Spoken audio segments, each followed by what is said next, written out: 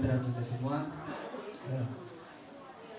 Yang saya hormati Bapak Ibu Kepala Desa, Ibu Bistri Rahayu, juga Sekdes dan juga semua perangkat Desa Jayanti.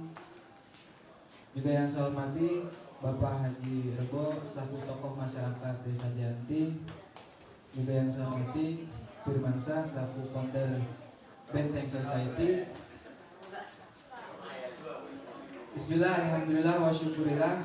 Alhamdulillah pada hari ini kita masih bisa diberikan kesempatan untuk bisa berkumpul, berjumpa dalam rangka sosialisasi dan aksi pencegahan stunting dan pengembangan potensi tumbuh kembang anak. Jadi mungkin ibu-ibu masih bertanya-tanya apa itu stunting. Nanti akan dijelaskan oleh Pak Dokter, dan Pak Dokter baru sampai alhamdulillah. Nah, izinkan saya untuk menyampaikan susunan acara. Susunan acara pertama yakni kita pembukaan, yang kedua ada sambutan-sambutan dari Ibu Lurah dan juga Pak Haji Rebo selaku tokoh masyarakat. Lalu akan selanjutnya diisi oleh Pak Dokter yang akan menjelaskan terkait materi-materi stunting. Dokternya Ibu Bapak Dr. Yono. Selamat datang Pak Dokter.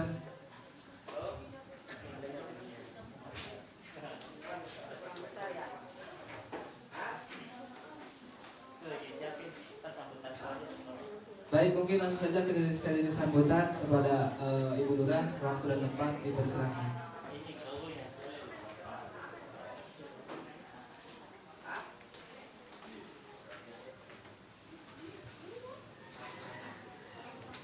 Assalamualaikum warahmatullahi wabarakatuh.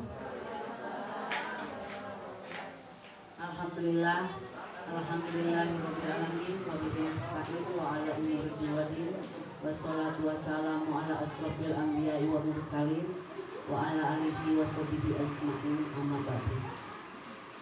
Yang terhormat dan yang saya hormati Pembina Desa Jayanti Bapak Haji Rebo Muhyiddin, dan yang saya hormati Koordinator Stunting Bapak Firman beserta rekan-rekan, dan yang saya hormati Bapak Dokter Yono ya, Bapak Dokter Yono ya. Bapak Dr. Yono, selamat datang di Desa Jayanti Pak. Alhamdulillah beliau telah hadir di tengah-tengah kita. Dan yang saya hormati ibu-ibu kader, Bapak Sekdes Desa Jayanti beserta staf. Dan yang saya hormati, saya cintai ibu-ibu yang hadir pada sore hari ini. Puji syukur kepada Allah Subhanahu wa Ta'ala yang mana alhamdulillah dalam sore hari ini kita bisa bermuhazahah, bisa bertatap muka dalam keadaan sehat walafiat ya Bu ya, dalam stunting bagi yang ibu-ibu hamil dan balita.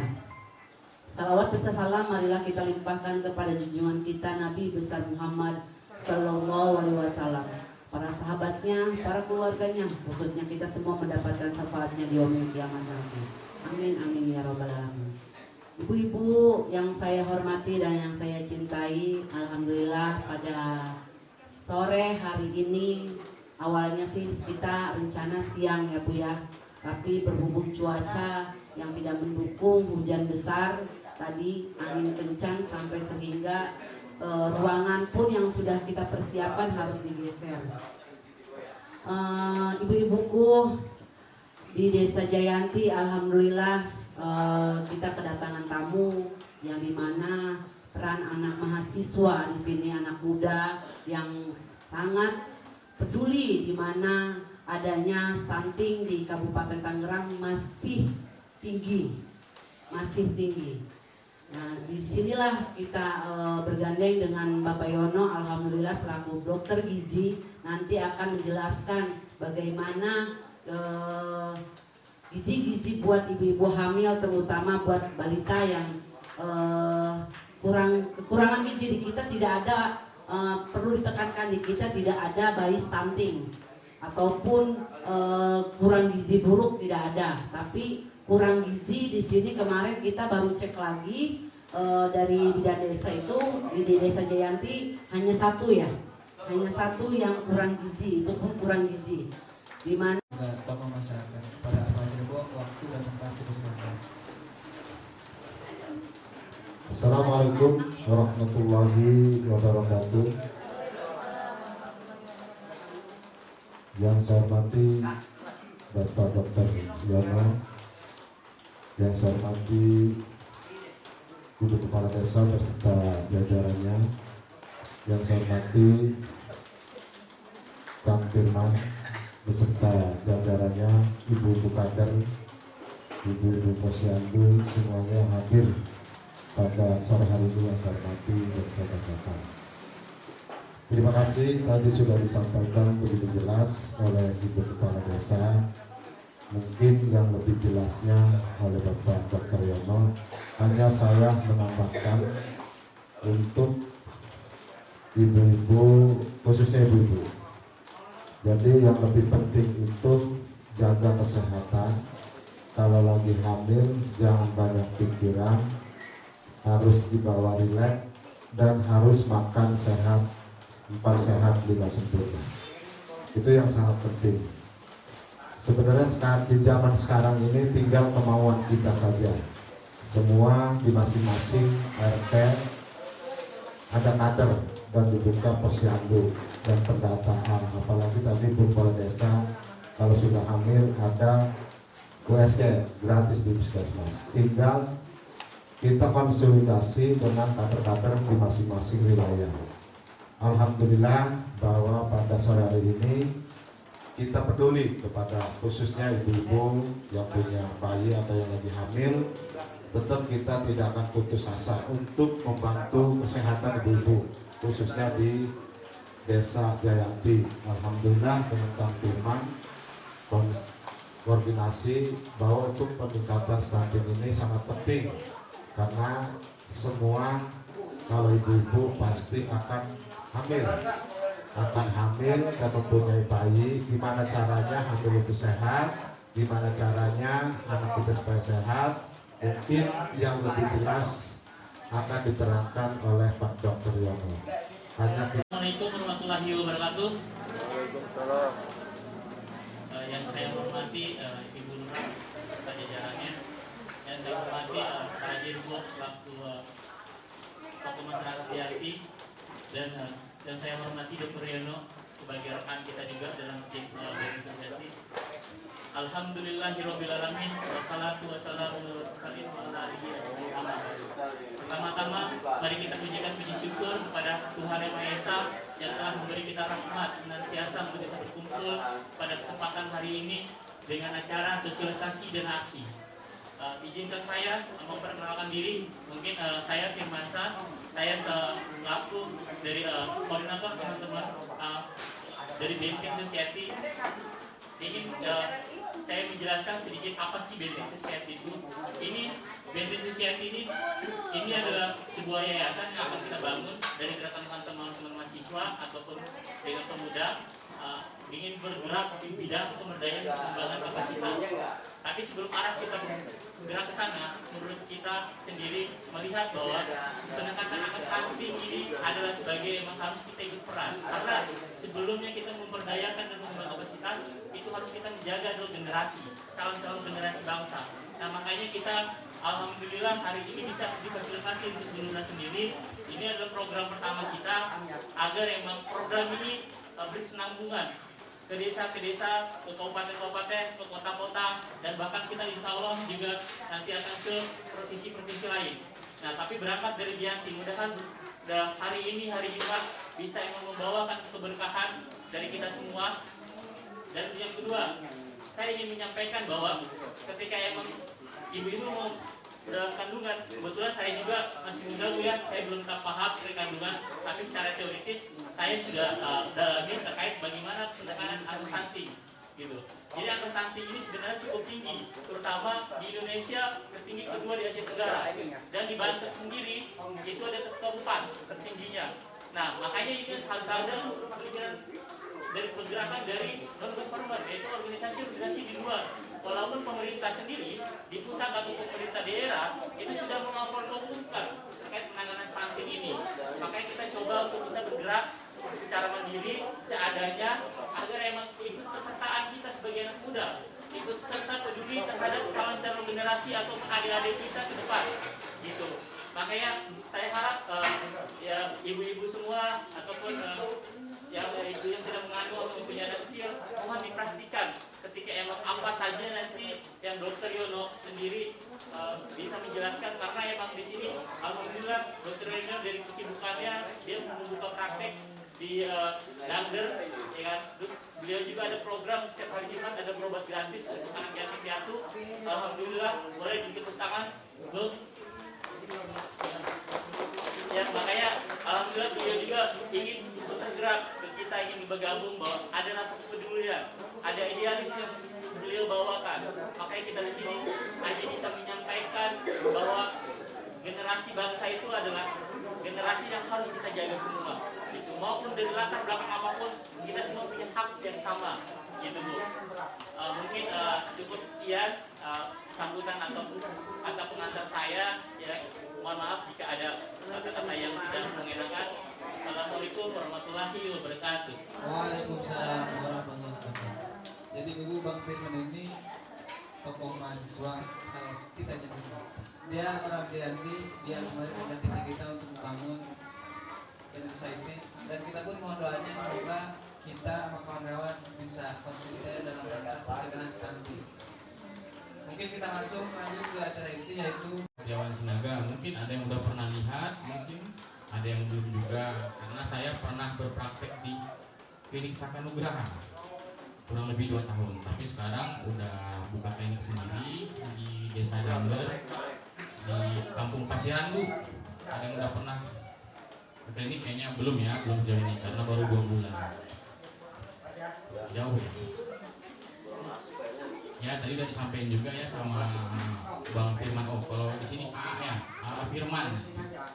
Udah disampaikan juga ya, Pak Firman, kita di Pasirandu, namanya Dangder Medica. Tempatnya di Pasirandu, Kelurahan Dangder. Klinik ya, Desa Dangder ya, itu ya. Itu klinik kita berdiri udah 2 bulan. Setiap hari Jumat ada kita buat program Jumat Berkah bagi orang-orang yang mau berobat. Saat ini masih 30.000 berobat semuanya. Kalau anak yatim mah gratis ya. Anak yatim sampai umur 17 tahun. Ya, kalau sampai 20 sampai 30 tahun repot. Saya juga anak yatim. Umur saya nggak 17 tahun. Jadi kalau memang ada apa, main-main ke sana, periksakan kesehatan di hari Jumat. Ya. Ini sembari menunggu persiapan dari itu ya, monitornya. Mungkin ini rata-rata kader ya Bu ya? Atau masyarakat ibu hamil aja ya? Iya, ibu hamil ya. Nah ini kan udah tahu, tadi udah disampaikan juga sebagian sama Bu Lurah ya, stunting. Tadi juga disampaikan sama Pak Haji ya, ada stunting. Stunting tadi juga sama Pak Firman udah disampaikan juga ada stunting. Sebelumnya ibu-ibu di sini udah pernah dengar stunting nggak? Ini pernah dengar, bukan tahu artinya, dengar aja gitu. Dengar mungkin udah ya. Saya buka masker ya, karena outdoor nggak apa. Oh ya. Belum ada monitor ya. Ya kira-kira udah ada yang pernah dengar stunting? Udah ya, dengar udah ya Bu ya. Kader sering, ibu kader ya? Kalau kader kayaknya sering, ada sebagian yang bukan kader ya. Ibu hamil ya? Nah ini yang paling penting, yang ibu lagi hamil. Nanti kita bahas tentang stunting. Kira-kira udah pernah dengar stunting? Stunting itu nggak usah artinya dulu deh. Dari bahasa apa itu stunting? Dari bahasa Sunda, dari bahasa Jawa.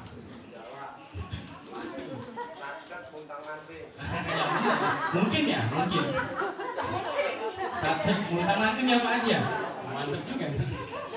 Satset muntang manting. Ya mungkin nanti bisa ke depannya itu artinya. Mungkin nanti suatu saat stunting bisa berubah artinya Pak Haji. Kalau stunting di Indonesia udah nggak ada lagi. Nah stunting itu memang dari bahasa Inggris.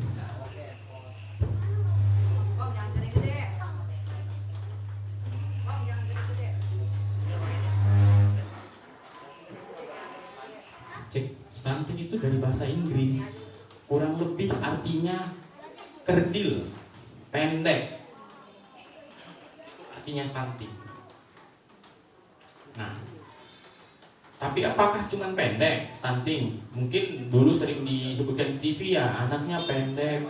Terus gimana anak yang emak bapaknya juga pendek, anaknya pendek, ya kan? Kalau emak bapaknya pendek, kemungkinan besar anaknya juga pendek kan?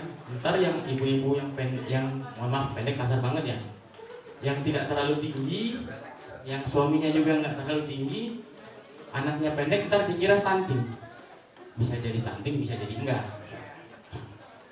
Jadi kalau diartikan dari Kementerian Kesehatan, stunting itu benar kondisi gagal tumbuh pada anak balita akibat kekurangan gizi yang kronis. Kronis itu artinya panjang. Itu akibat dari pertama kali dari 0 di kandungan sampai 1000 hari lahir pertama. Dari 0 sampai 1000 lahir pertama, artinya sampai 2 tahun usianya. Bisa. Ini ada slide-nya juga. Nah. Jadi itu dia, berarti ada proses yang panjang. Nah, dari tadi kita bahas pendek, kerdil, ntar yang orang-orang yang pendek malah tersinggung lagi. Apa sih ini? Masih bahas pendek aja. Atau ada ibu-ibu, ya udah mah, anak saya nggak apa-apa pendek, yang penting mah taat, yang penting mah pinter, yang penting soleh, ya kan?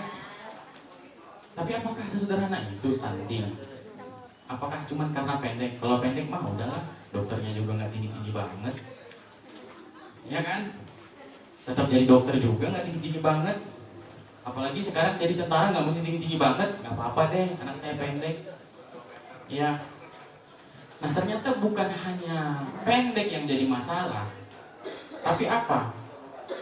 Tadi kita berpikir nggak apa-apa pendek, yang penting anak saya pinter. Nah, anak yang stunting itu cenderung IQ-nya kurang, arti kepintarannya tidak terlalu bagus. Kelihatannya nanti pada saat dia usia sekolah. Kita berhenti sebentar ya. Taat, ya. Cuman ternyata bukan hanya masalah pendek. Ternyata setelah diteliti lagi, stunting itu mempengaruhi perkembangan otak. Artinya apa? IQ-nya lemah, konsentrasinya menurun. Nah, kalau udah kayak gitu, udah pendek anak kita nanti, IQ-nya lemah. Apa mau kayak gitu? Ntar kedepannya generasi penerus bangsa pendek-pendek, IQ-nya lemah, pelupa, kurang berkonsentrasi. Ya karena itulah makanya stunting ini benar-benar harus dibahas, terutama ibu-ibu yang baru menikah ya, yang mungkin dulu waktu masih muda, masih gadis ya, nggak pernah dengar kata-kata stunting, dengarnya film-film Korea. Setelah menikah punya anak ya kurangin nonton Koreanya, banyakin kan sekarang YouTube udah banyak ya, kita ketik stunting banyak tuh di YouTube, banyak edukasi tentang stunting. Sebenarnya ada saya sediain slide. Jadi stunting ini nih agak tricky ya, apa artinya? Agak sedikit merepotkan. Mungkin kita berpikir apakah stunting ini sama kayak gizi buruk? Ya mungkin sama, tapi ada perbedaannya. Pernah nggak zaman dulu kita lihat yang gizi buruk itu, yang perutnya gede, tangannya kecil? Saya nggak gizi buruk ya, perutnya gede doang, tapi tangannya gede. Tapi dikira dokternya gizi buruk kali ini. Saya gizinya lebih. Yang tahu kan yang anak-anak kecil yang pernah dulu kita lihat di TV, di berita, perutnya gede, badannya kecil, rambutnya agak-agak rapuh, atau sering disebut istilah medisnya kwashiorkor. Sama nggak sih kwashiorkor sama stunting? Stunting gizi buruk tadi, kwashiorkor juga gizi buruk. Atau ada yang kurus, yang tinggal tulang. Kalau kita lihat berita-berita di Zimbabwe ya, lagi krisis ekonomi, pangan susah bahan makanan lagi susah. Jadi anak-anaknya banyak yang marasmus atau gizi buruk. Sama nggak marasmus? Sama nggak kwashiorkor dengan stunting? Nah ini dia sulitnya. Stunting itu berbeda dengan kwashiorkor, dengan marasmus berbeda. kita bisa jadi anak-anak sekitar kita ada yang stunting, tapi kita nggak sadar karena dia masih bisa main ya, karena memang nggak ada masalah. Anak kecil dengan stunting masih bisa nggak main-main? Masih jalan, lari-lari, main petak umpet, nonton YouTube, masih bisa. Jadi jangan kira anak saya bisa buka HP, bisa nonton YouTube, nggak mungkin dia stunting. Enggak, anak-anak yang stunting juga bisa. Tapi anak-anak yang kwashiorkor, anak yang marsu udah pasti nggak bisa karena udah lemes, karena itu udah penyakit berat. Jadi apa perbedaannya? Nah, sebenarnya gizinya bukan buruk kalau menurut saya, tapi kurang. Gizinya kurang, tidak tepat, tidak seimbang, dan jangka panjang. Artinya bukan sehari, 2 hari, sebulan, 2 bulan. Seperti tadi definisinya, dari awal dia kehamilan, embrio di dalam perut, artinya ibunya yang kurang makan ya, kurang nutrisi, sampai 2 tahun lahir. Setelah 2 tahun, apakah kelihatan langsung, oh setelah 2 tahun ini 2 tahun lebih sehari nih, datang ke dokter, stunting nggak nih dok? Ya bisa jadi kan, kalau diukur lingkar kepalanya, diukur tinggi badannya bisa kita. Tapi kalau dari hanya melihat sekilas mata nih, dokter ntar saya lagi jalan kan, dok singgah sebentar dok, anak saya udah 2 tahun 1 hari nih dok, coba lihat dok stunting nggak? Kalau saya nggak boleh ukurnya, harus kita ukur dulu kan. Jadi stunting itu nggak bisa melihat dengan mata kepala, harus diukur. Tinggi badan sesuai umur badan, tinggi badan sesuai berat badan, lingkar kepala sesuai usia, harus diukur. Makanya harus sering-sering dicek ke puskesmas, posyandu, atau ke tempat-tempat fasilitas kesehatan yang lain. Nah, stunting itu sebenarnya udah kita bahas stunting nih, kita masuk ke penyebabnya. Tadi udah penyebabnya. Terus gimana nih kalau udah terjadi stunting, apa nih yang harus kita lakukan? Jadi dalam Kementerian Kesehatan ada 4 yang disarankan penanganannya. Pertama, praktek pengasuhan yang tidak baik. Ini yang pertama diingat dulu, praktek pengasuhan yang tidak baik. Kedua, terbatasnya layanan kesehatan untuk antenatal care, pemeriksaan kandungan, untuk pemeriksaan setelah lahir. Ketiga, kurangnya akses ke makanan bergizi. Yang keempat, kurangnya akses ke air bersih dan sanitasi. Kira-kira di 4 yang saya sebutkan tadi, gak usah jauh-jauh deh, di Desa Jayanti deh, ada nggak yang nggak ada? Akses air bersih, kayaknya airnya sini bersih-bersih ya, ya kan Bu Lurah ya? Akses air bersih sini ya, ada. Akses ke makanan bergizi, kayaknya mah banyak makanan bergizi. Di warung Madura telur saya lihat numpuk, beras juga ada. Minyak goreng juga udah nggak langka ya. Di warung Ucok juga ada kayaknya ya, telur. Tadi saya kesini lihat ada yang jual ikan, ada yang jual ayam. Loh, apa? Benar-benar duitnya yang nggak ada ya untuk membelinya. Terus yang tadi ada juga terbatasnya layanan kesehatan untuk pemeriksaan ANC. Apa benar emang di sini di Jayanti susah aksesnya? Kayaknya enggak ya, posyandu setiap bulan ada ya Bu ya. Puskesmas juga ada. Berarti apa? Yang pertama ini intinya praktek pengasuhan yang tidak baik dan keinginan.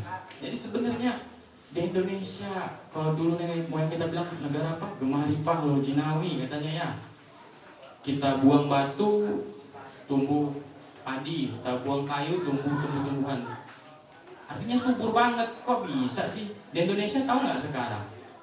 Tahun 2018 saya kalau nggak salah waktu itu, stunting ini 27% dari semua anak Indonesia setelah ini. 27% itu kira-kira kalau ada kita lihat 10 anak, 3 orang itu kemungkinan besar stunting. Kita hitung aja nih, ada berapa anak di sini?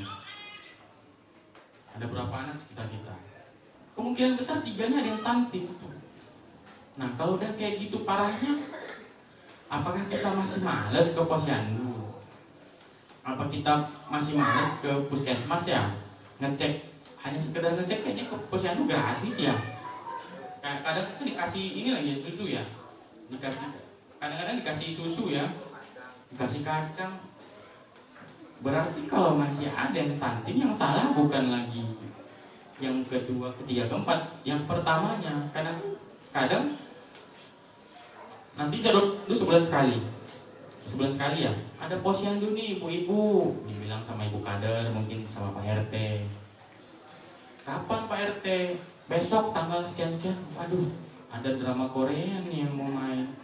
Udah deh, posyandu masih ada bulan depan. Alhasil nggak ke posyandu. Bulan depannya lagi, aduh, kayaknya ada dangdutan nih Pak RT. Nggak jadi. Artinya apa?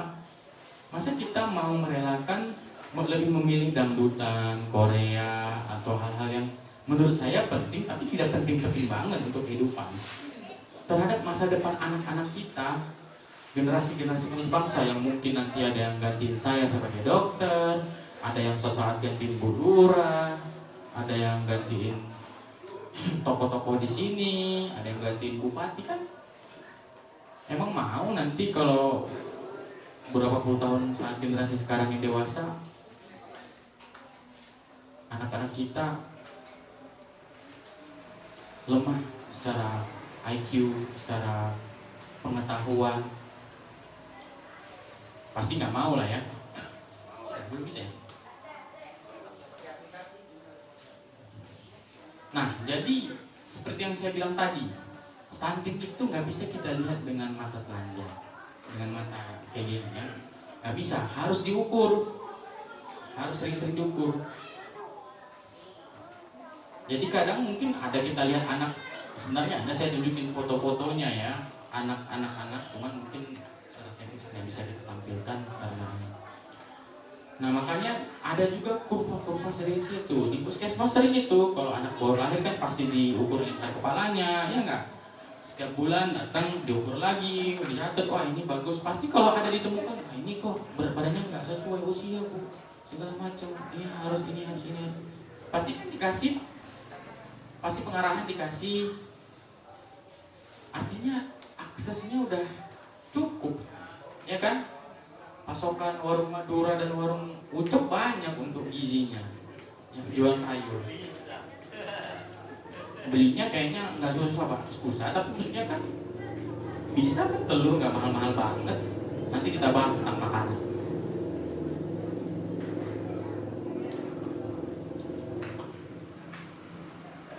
Nah tadi kan udah kita bahas.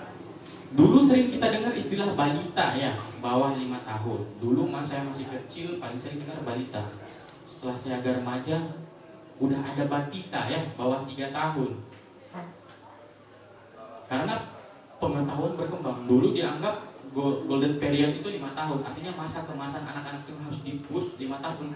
Ternyata ibu-ibu itu kalau 5 tahun masih panjang. Anaknya masih setahun. Masih ada 4 tahun lagi. Gampang, masih ada masa goal periodnya 4 tahun lagi.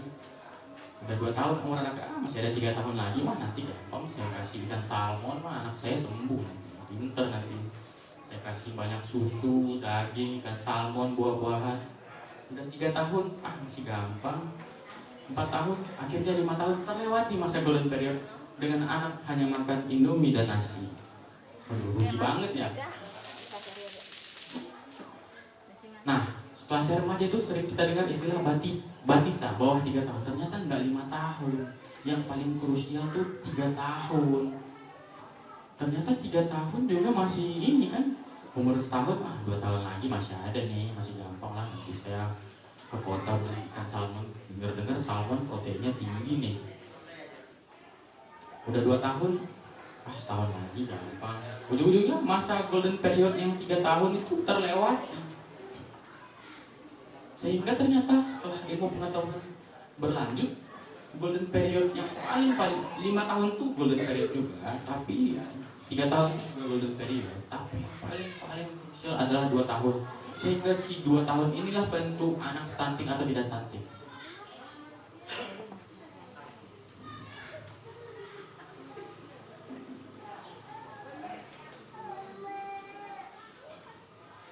Nah, makanya rata-rata penyumbang tentang stunting itu udah dijelasin ya kan. Tadi udah saya sebutkan penyebabnya. Nah, dan juga faktor penyebab stunting itu ada yang langsung, ada yang tidak langsung. Apa yang dimaksud yang langsung dan tidak langsung? Yang langsung ini langsung ke si anak, seperti asupan gizi dan penyakit-penyakit infeksi. Nah, penyakit infeksi, ternyata dok, saya mah duit banyak, anak saya makannya ikan salmon, daging segar, telur yang omega yang belinya mah di supermarket mewah. Tapi anak saya kok tetap pendek ya dok.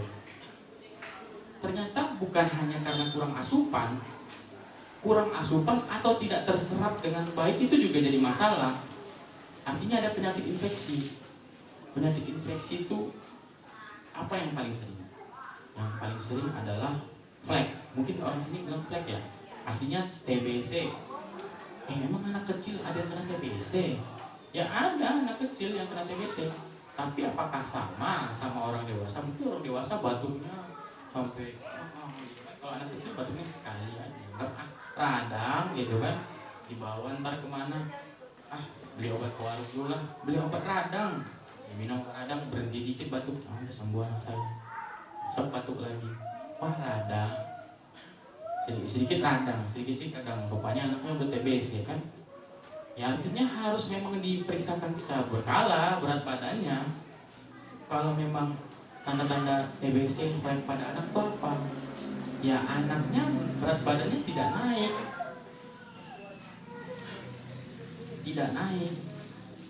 Terus pasti ada ibu yang komplain, gimana nggak naik dok? Dianya mah nggak mau makan. Anak saya memang gitu dok, susah makan, nggak nafsu makan. Ya kayaknya anak-anak jarang deh ada yang nafsu makan ya. Mungkin saya masih kecil, mungkin nafsu makan ya kayaknya. Saya nggak tahu, saya tanya mama saya nanti. Anak-anak memang jarang yang nafsu makan. Makanya banyak perusahaan-perusahaan anaknya suka jajan ya nggak? Anak saya mah jajan doang yang doyannya dok, makan nggak doyan.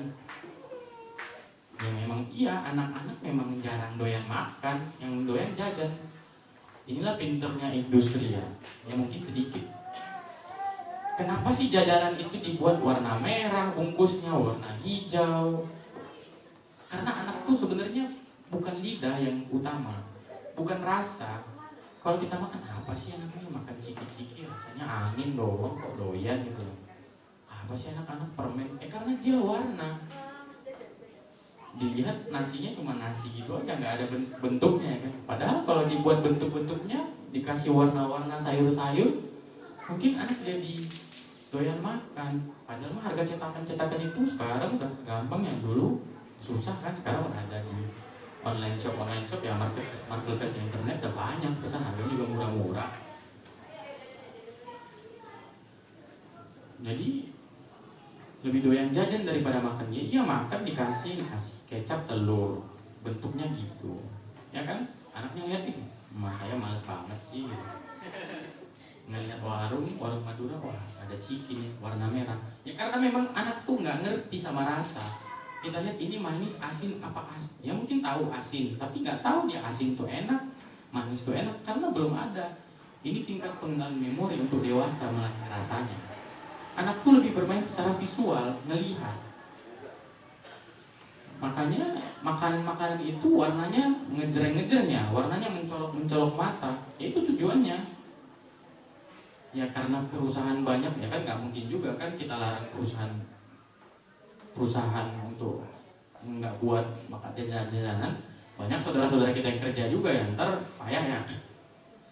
Jadi kita harus lebih kreatif. Ibu hamil banyak yang aduh nggak sih makan, aduh kepengen ini, kalau nggak diturutin nanti anaknya ileran. Padahal mah mitos.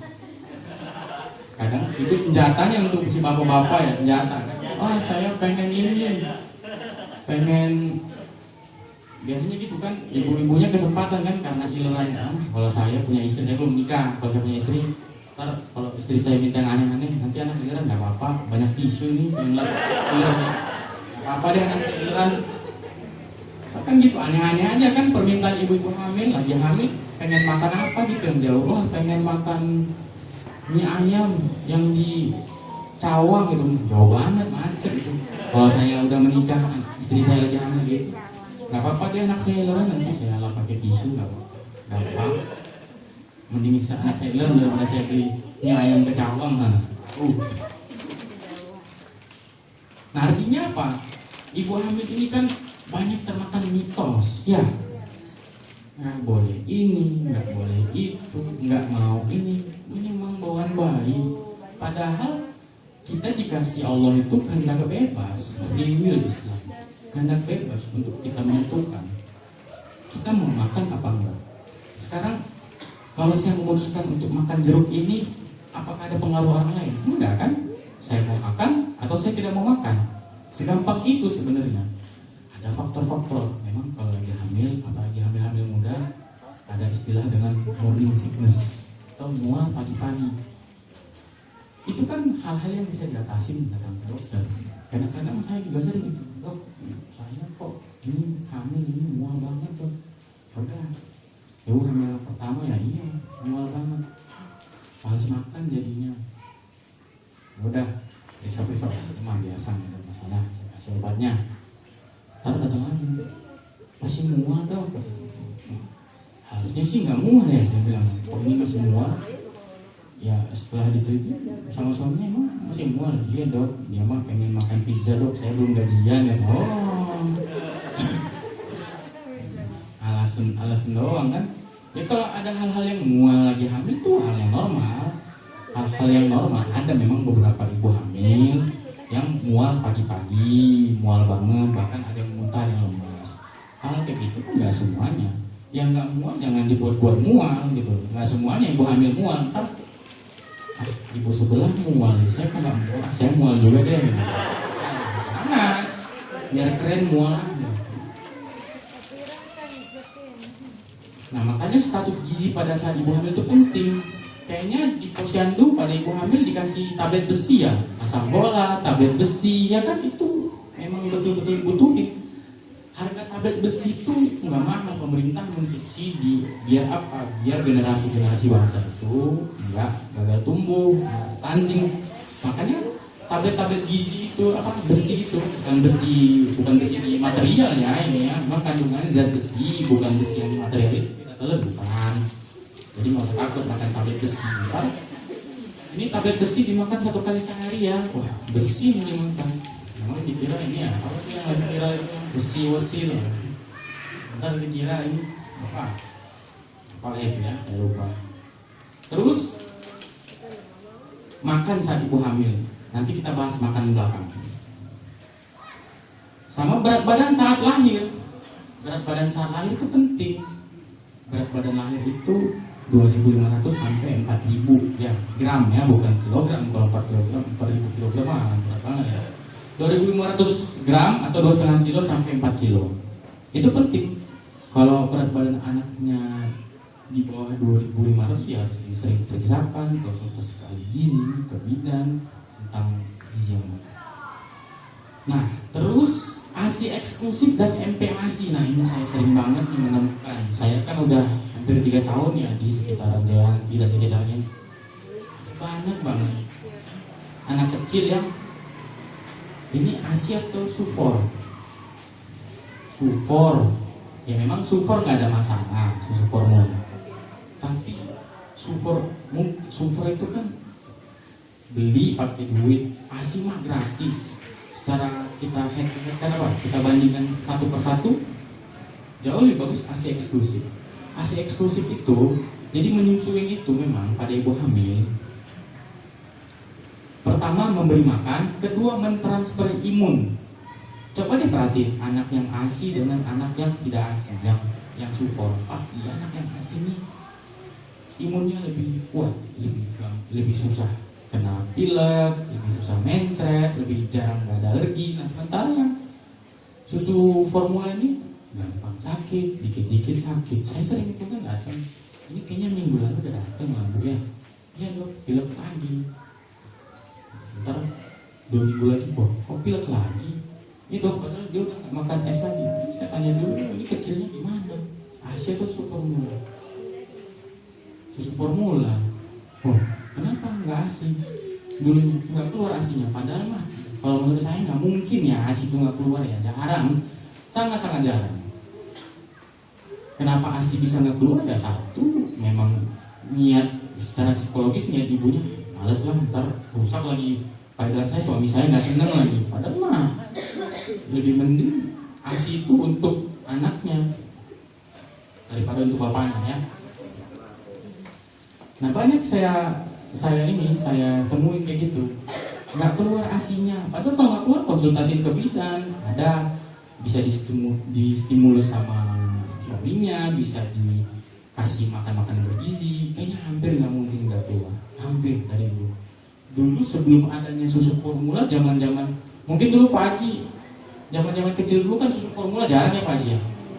Pada era itu nggak mungkin kan, nggak ada kan ibu yang nggak keluar ASI-nya kan. Ya harusnya memang zaman sekarang juga nggak ada. Artinya dulu nggak ada pilihan lain yang harus ASI, ya, makanya semuanya ASI-nya pada keluar. Sekarang kan nggak ASI apa deh, ada support gitu. Ya karena berarti secara psikologis keinginannya nggak kuat untuk memberikan ASI kepada anaknya. Nggak tahu penyebabnya apa, nggak tahu apa alasannya. Tapi penting ASI itu, sangat penting. Jarang ada anak stunting yang ASI eksklusif selama 6 bulan sampai 2 tahun. Nah MPASI sama lagi, ini juga saya sering dapat kejadian. Datang anaknya batuk, datang anaknya mencret. Dok, anak saya mencret, dia ASI ya? Iya ASI dok. Jarang ada orang mencret ya, jarang ada bayi umurnya berapa, 4 bulan. Jarang kayaknya ada mencret yang umur 4 bulan dengan ASI ya, kalau itu formulanya. Jarang ada yang mencret. Ternyata ya dok, udah saya kasih makan, soalnya dia nangis mulu. Lah, padahal mah masih 4 bulan udah diberi makan. Padahal itu sangat-sangat tidak bagus dan sangat berbahaya menurut saya. Anak yang belum 6 bulan dikasih makan itu sangat berbahaya. Karena saya dulu pernah dinas di rumah sakit, ada banyak anak yang masih kecil harus dioperasi perutnya. Karena apa? Karena ususnya kepuntir.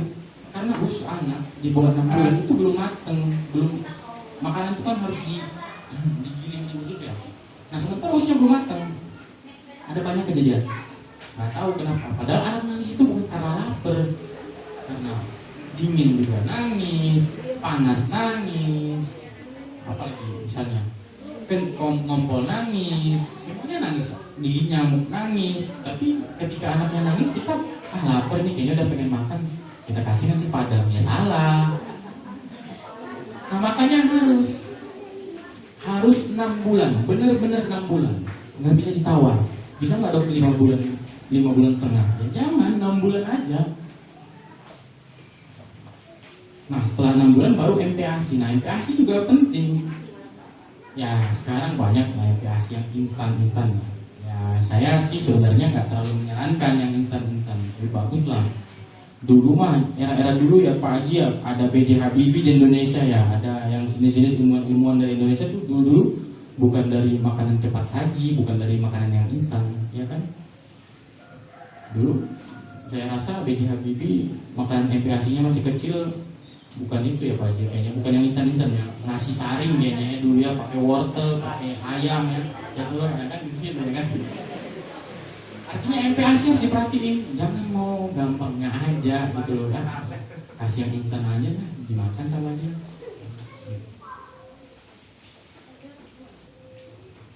Nah, pencegahannya memang benar tadi. Ada disebutkan tadi ya, pemahaman tentunya ya. Karena memang pemahamannya mungkin udah paham tapi lupa, atau makanya sering-sering diingetin ini.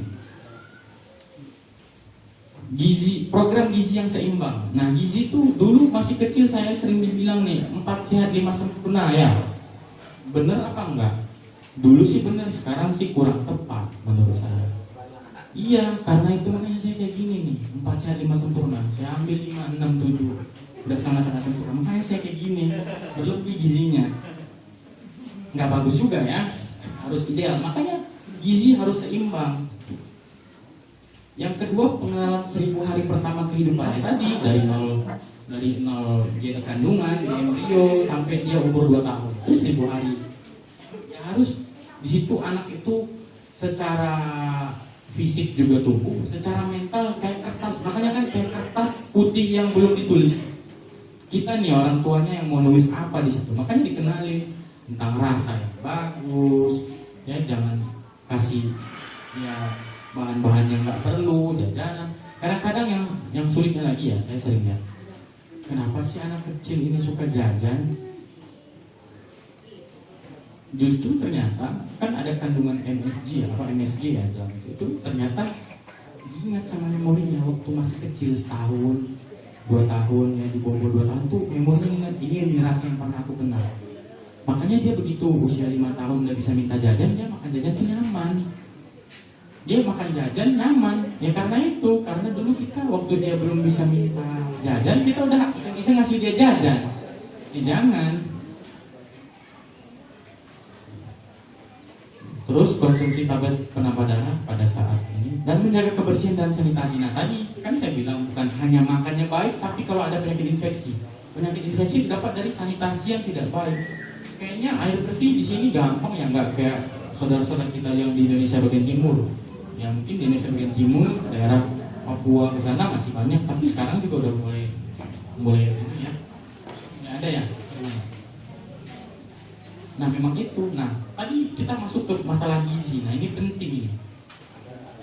Gizi itu tadi udah saya sebutin, ikan salmon, ikan tuna, daging yang segar. Wah kalau gizi baik itu standarnya harus ikan salmon, ikan tuna, daging, mah bisa habis nih gaji suami. Jangankan suami bu, gaji saya aja habis kalau makan itu mulu ya. Karena memang mahal. Artinya apa? Sebenarnya kita udah di brainwashing ya sama Eropa. Karena di Eropa nggak ada ikan belut, nggak ada ikan gabus. Di Eropa itu nggak ada ikan gabus, yang ada ikan salmon. Dibilang ikan salmon yang paling bagus nih proteinnya. Padahal protein salmon bagus, tapi ada yang lebih bagus lagi. Di Indonesia harganya murah. Ikan apa itu? Ikan gabus. Itu bagus itu, ikan gabus itu proteinnya tinggi. Kayaknya di rumah sakit sekarang kalau habis operasi makan ikan gabus, ya enggak?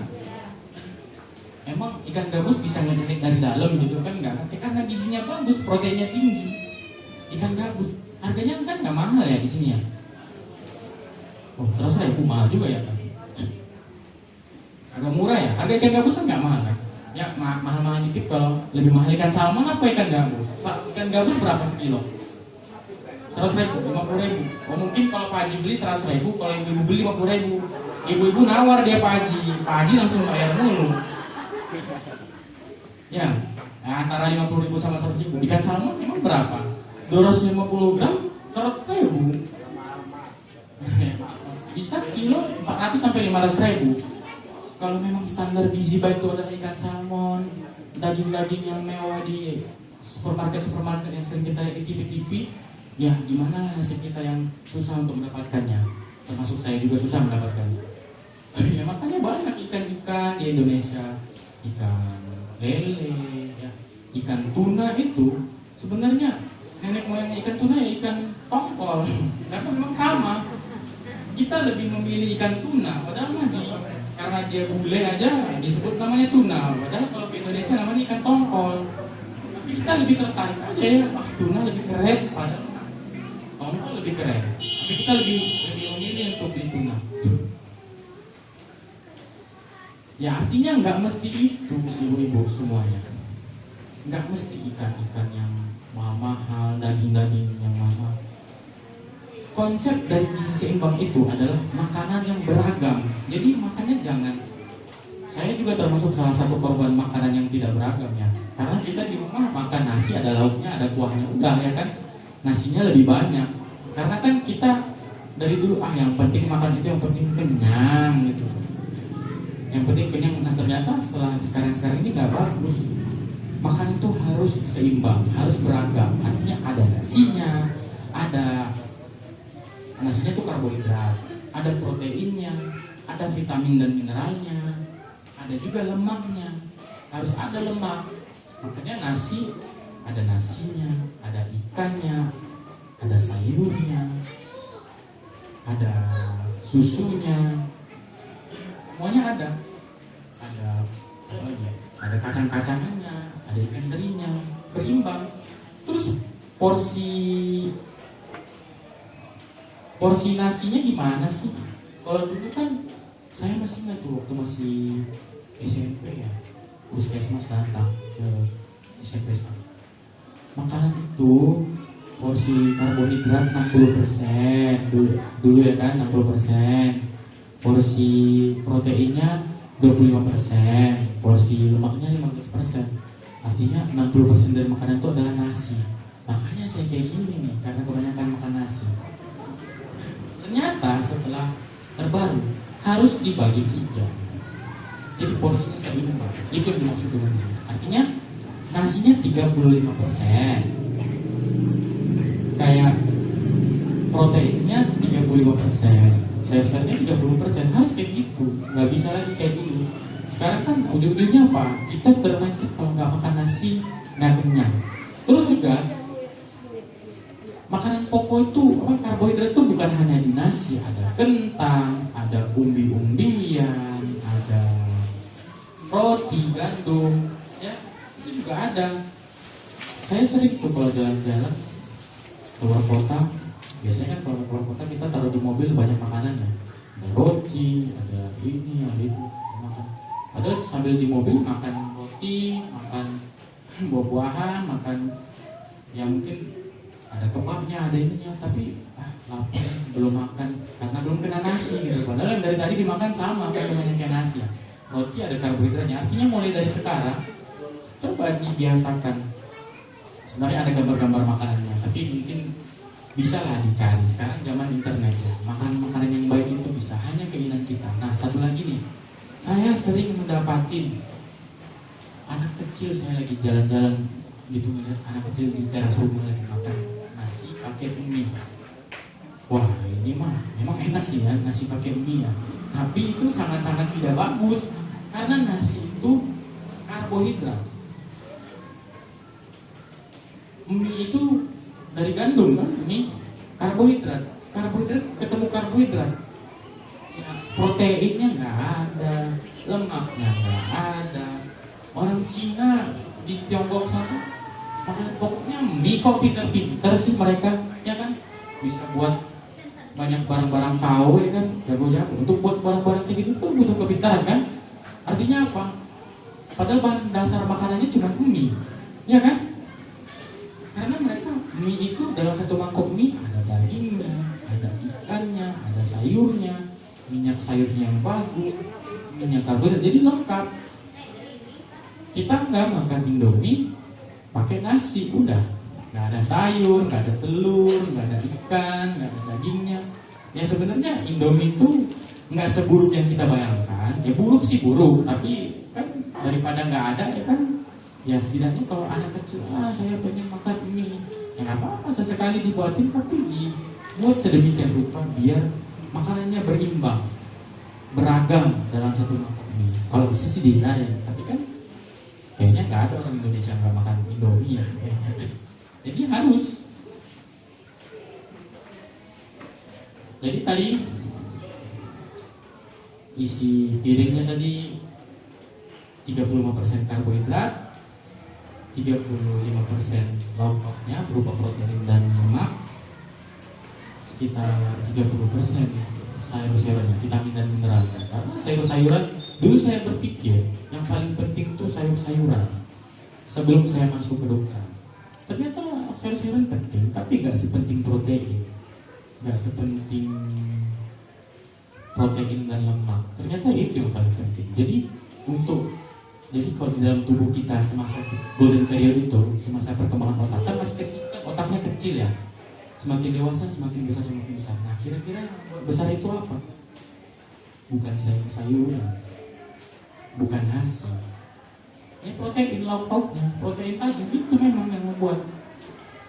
Ada banyak jenis-jenis protein, bisa dicari deh nanti ya.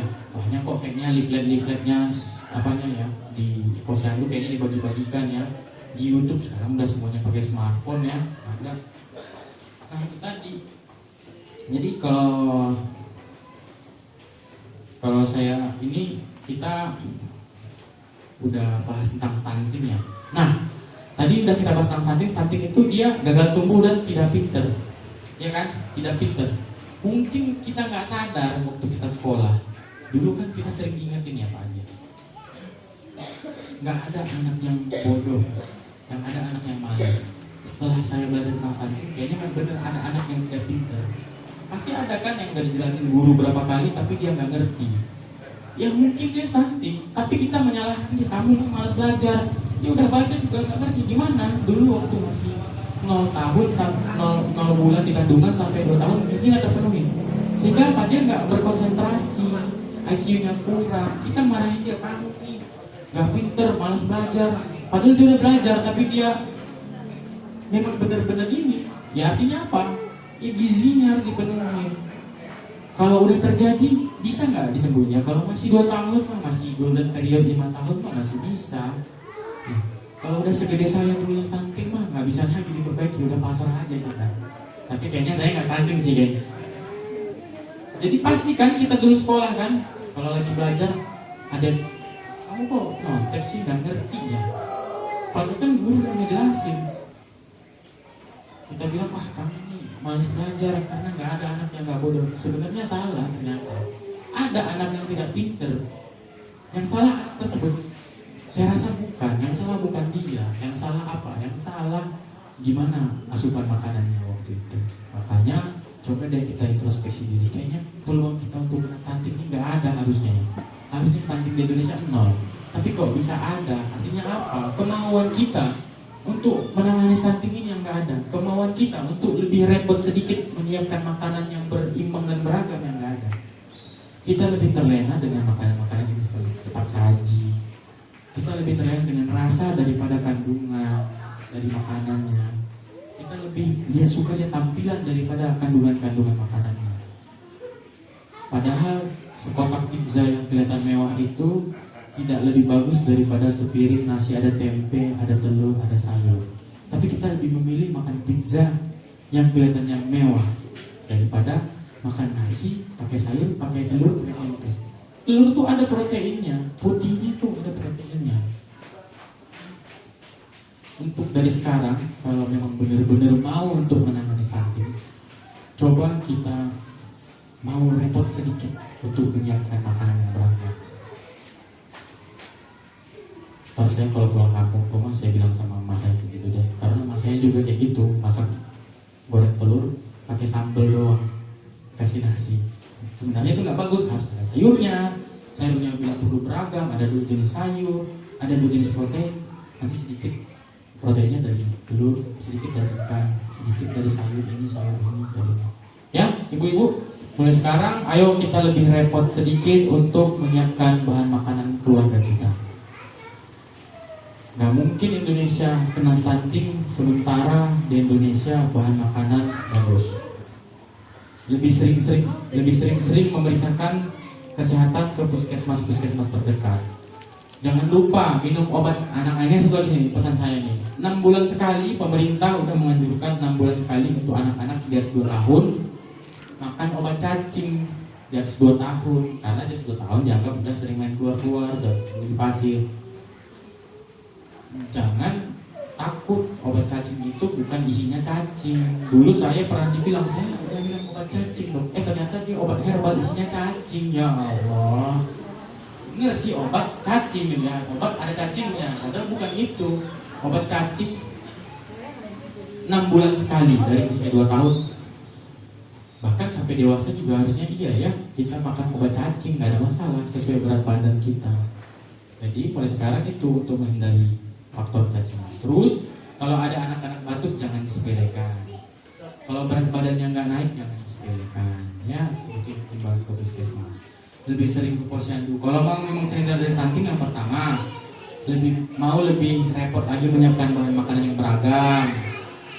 Mau memberikan 6 bulan sekali untuk anak-anak kita obat cacing. Lebih sering ke posyandu untuk memeriksakan berat badan anak. Lebih sering membersihkan rumah karena itu banyak cacingnya, banyak bakterinya. Itu aja. Kalau itu terpenuhi, udah insya Allah nanti generasi-generasi penerus kita akan terhindar dari stunting. Untuk sekarang ini kayak saya rasa kita pengenalan tentang stunting dulu ya. Nanti untuk selanjutnya lebih dalam lagi. Kira-kira itu aja yang ingin saya sampaikan. Lebih dan kurang saya mohon maaf, saya terima kasih. Kalau ada kesalahan saya mohon maaf. Ada yang mau bertanya dulu ya? Ada kira-kira yang mau bertanya nggak? Ya, Ibu.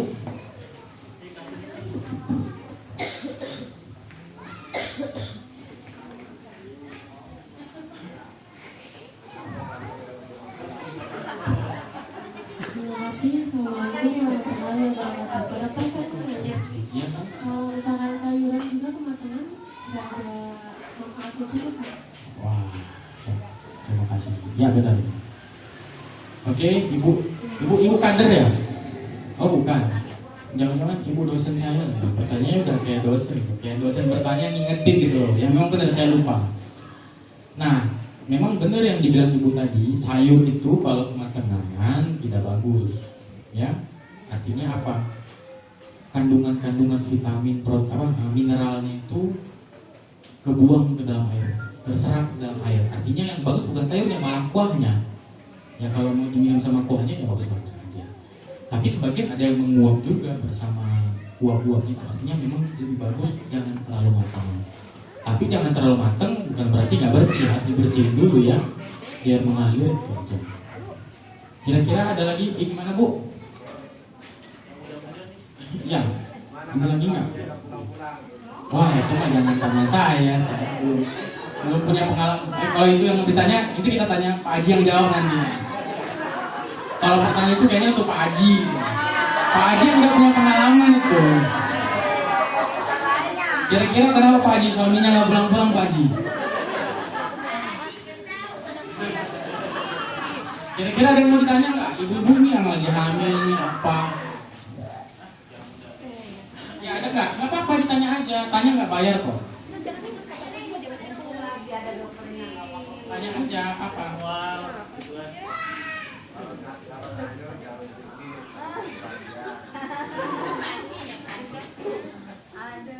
Ada lagi nggak kira-kira yang mau bertanya? Wah mungkin udah paham semua. Tanya Bu. Gak apa-apa lah, nantilah. Mungkin kan sekarang hanya membangkitkan semangatnya, ya kan?